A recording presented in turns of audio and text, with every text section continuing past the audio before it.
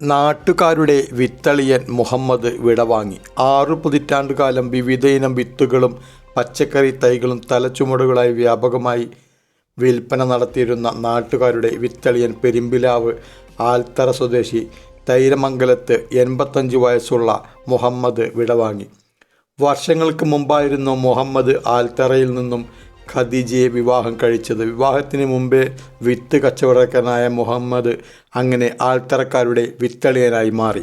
പൂരപ്പറമ്പുകളിലും തിരുവാതിര വാണിഭങ്ങളിലും നേർച്ചാഘോഷ പറമ്പുകളിലും വ്യാപകമായി വിൽപ്പന നടത്തിയിരുന്ന വിത്തളിയൻ നാട്ടുകാർക്ക് സുപരിചിതനായി മാറി.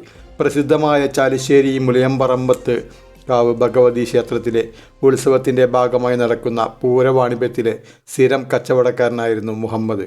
മാസങ്ങൾക്ക് മുമ്പുണ്ടായ ഒരു വാഹനാപകടത്തിൽ പരിക്കേറ്റ് ചികിത്സയിലിരിക്കെ കിടപ്പിലായിരുന്ന മുഹമ്മദ് തിങ്കളാഴ്ച രാവിലെ 7 മണിയോടെയാണ് വീട്ടിൽ വെച്ച് മരണപ്പെട്ടത്.